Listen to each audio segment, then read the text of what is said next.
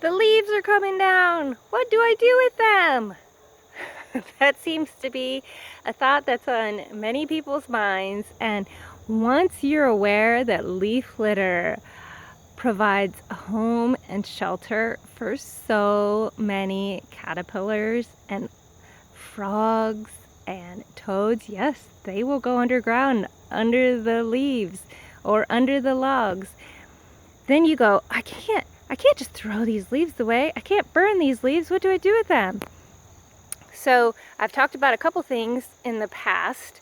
One, which is super easy, wherever you have big trees, just let there be an area underneath that the leaves can drop. It makes it so easy.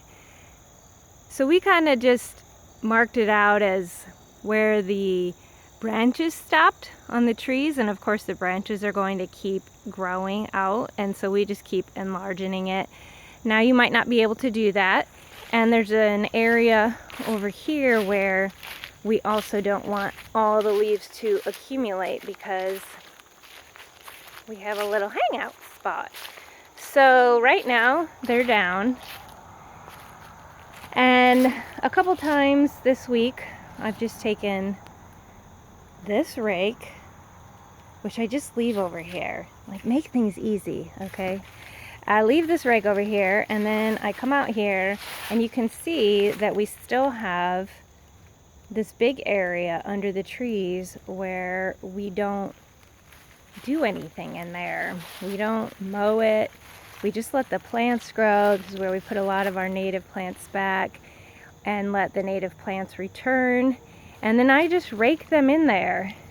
And there's a few spots right in here that are sort of thick right now, but they even out over the winter. Now look at this difference over here. It's very thin. So there's so many areas to rake these leaves into. And right in here, we're starting to get a little bit thicker, but this area is just depauperate. The soil is, I'm not sure, maybe it was scooped out or something, or when they built this wall that came from the foundation in the basement when they put an add-on on this house. And so the soil needs a lot of nutrients.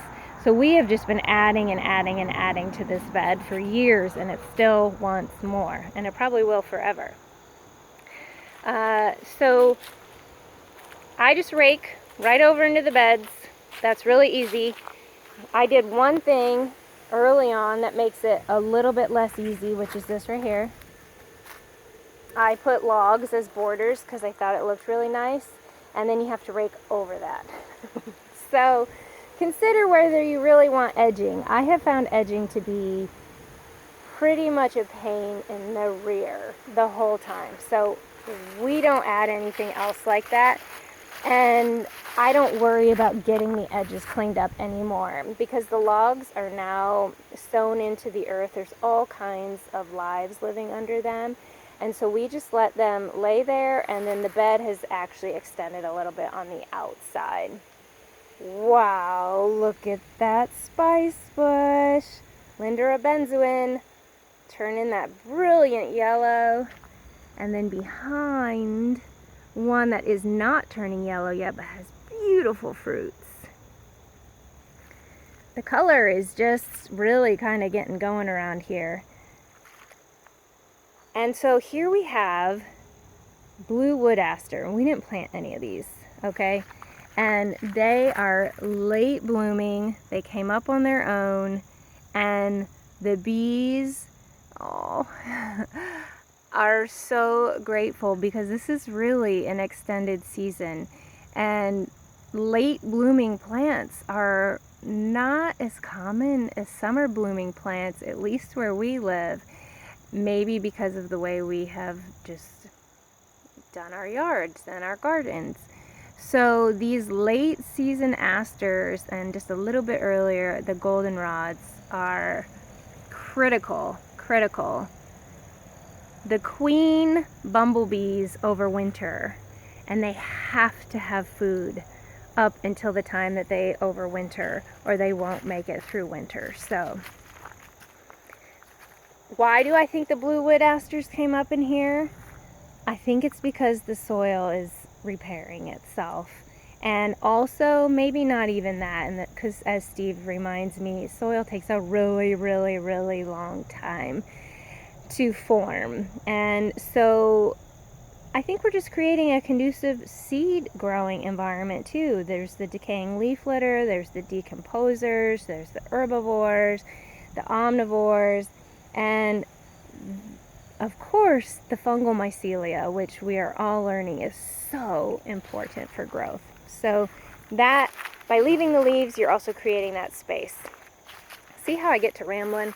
So besides letting the leaves drop beneath the tree, another strategy we have, like out here in the part where we keep mowed, and we do that because Steve and I like to walk around too, but also, let me come up here.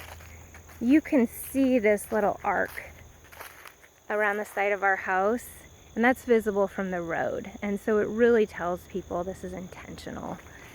So in this area, Steve uses a bagger on our mower, or I use a rake.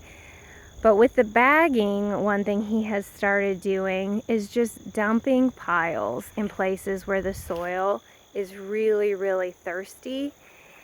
And by that I mean it's exposed to baking sun a lot, and we have plants that are growing there that we want to grow, like here, this pokeweed. This is on the southeast corner of the aviary, and he just put a huge pile of leaves down there. And it will go away so fast, friends. So he's just doing this all over the place, and then different animals can use it for their insulative materials for winter, and then it will help the plant also. Oh my goodness. Look at that. That's a handsome trig.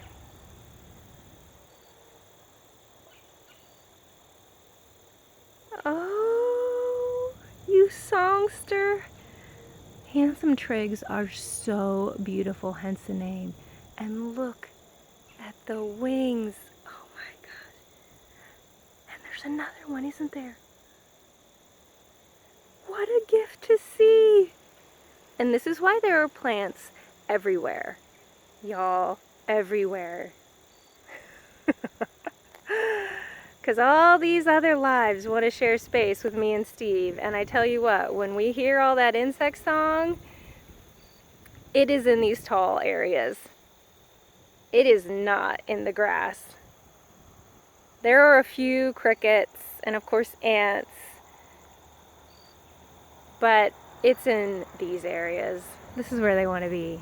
Okay, so there's a couple leaf tips for you, and some incredible nature sightings.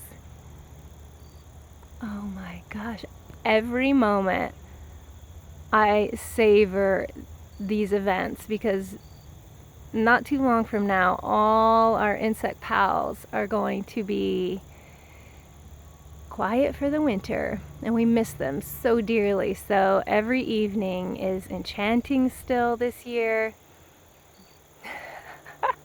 I love those wings. Music is the key to both of our hearts and nature, so combine those two and whoa, you got us bowled over.